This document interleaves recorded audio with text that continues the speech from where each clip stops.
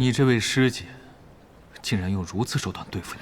是啊，堂堂的元婴修士，竟然要为了门派去和亲。不过，师姐也有她的苦衷。毕竟偃月宗失了旧地，眼下寄人篱下，的确也不能开罪了华一门。哼，又是这套说辞。不过，看来他还是低估了你啊。不错，那些普通的禁制已经被我解决了七七八八，唯有那困心咒有些麻烦。不过，只要我们脱离了师姐的探查距离，再慢慢去除，也就无妨了。适才我正打算偷偷溜出去的，谁知遇上了你，计划都被打乱了。你说，现在该怎么办呢？200多岁的韩老祖，虽说像适才那样偷偷溜走也是个办法，但若是能设法擒住下咒之人，这困心咒当是可解的吧。既然我们下定决心要走，那便杜绝后患之后再走吧。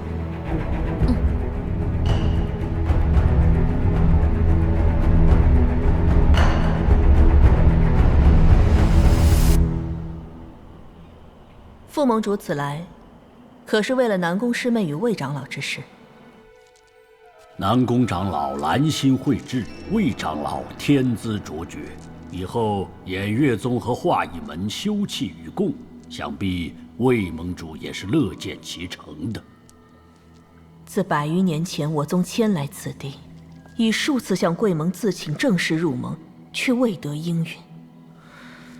此番借着南宫师妹与魏长老结缘之际，偃月宗入盟之事，可否再进一步？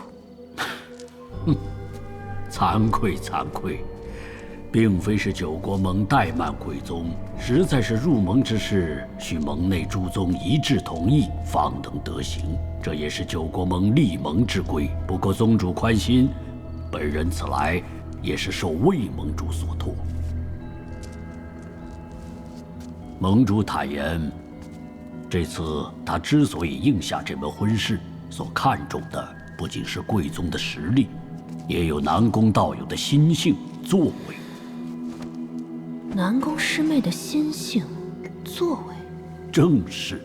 南宫道友在这边境地界收容散修，救助凡人，打下好大名声，在旁人眼中许是多此一举，但魏盟主却颇为认同。因此，贵宗提出的入盟一事，他愿全力支持，并说服其他宗派。这次倒真是沾了他的光了。此外，魏离城魏长老将以南宫道友道侣的身份正式加入偃月宗，担任客卿长老一职，相助贵宗。此言当真？千真万确。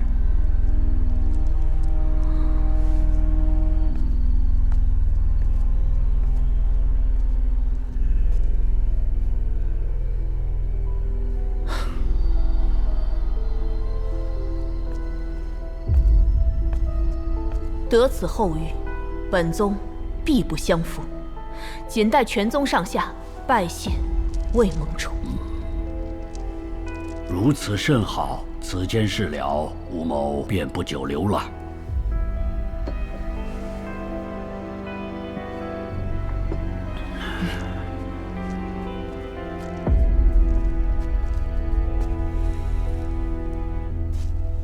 宗主恕罪，吴某有一言，不知当讲不当讲。副盟主但说无妨。魏长老有华一门为后援，南宫道友则是贵宗栋梁，威望宿助。二人若是珠联璧合，掌门就不担心大权旁落吗？若他二人真能带领偃月宗走向强盛，莫说是这宗内权柄，便是要令妾身让出尊位，亦无不可。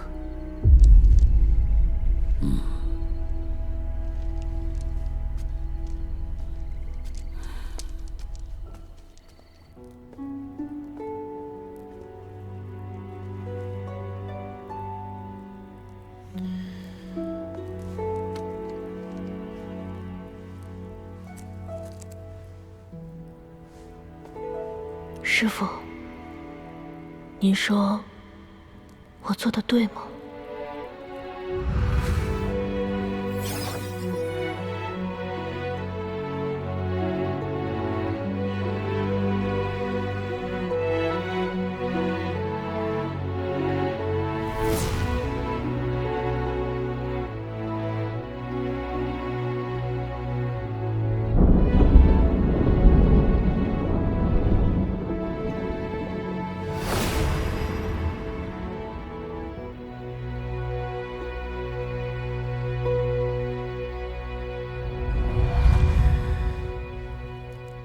只能委屈你了，师妹。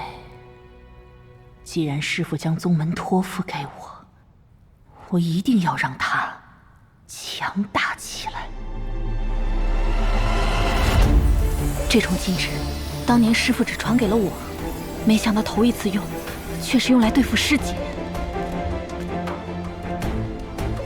湖外有宗门大阵隔绝气息，倒也不怕动静太大了，便在此地布置吧。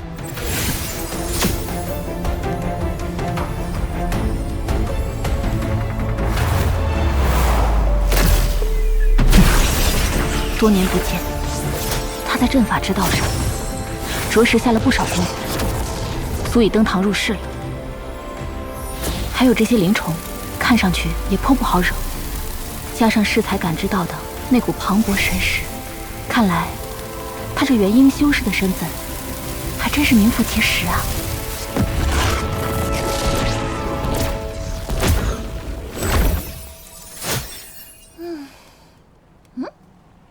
主人，你怎么被赶出来了？是不是惹南宫姐姐生气啦？此番要对付的可是货真价实的元婴中期修士，出不得纰漏。这东西你拿去。紫成东，主人放心，银月保证完成任务。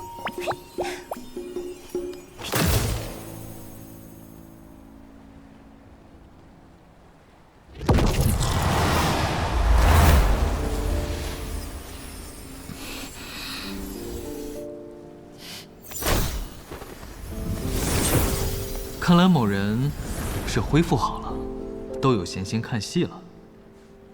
谁看你了？我只是思前想后，还是无法理解师姐的做法。从前她与我最是亲近，可自从师父作画，她当上偃月宗宗主，一切就都变了。万事万物的传承兴衰，都自有规律，本就强求不来。纵使他有千万种理由，但将希望寄托于这种事上，也只是扬汤止沸，缘木求鱼罢了。是啊，管他呢。这种不惜卖师妹也要上位的宗门，早就失去应有的模样了。好啦，接下来该怎么做？我已在岛内布下数道阵法，你只需将他引来，再以你那护宗大阵将他困住，我们出其不意的将他制住，让他解咒便是了。不过，你就没想过顺势控制偃月宗吗？如此一来，倒也不用逃走了。那可不行，我从来没有什么争权夺利的心思，只要别逼我嫁给什么莫名其妙的人，或者下什么奇奇怪怪的禁制就好了。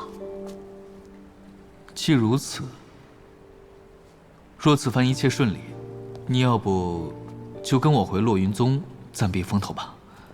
这眼看与木兰人开战在即，就算那魏无涯再怎么偏袒自家子侄，也不会轻易得罪天道盟和我们两位元婴修士吧？还是你心眼子多。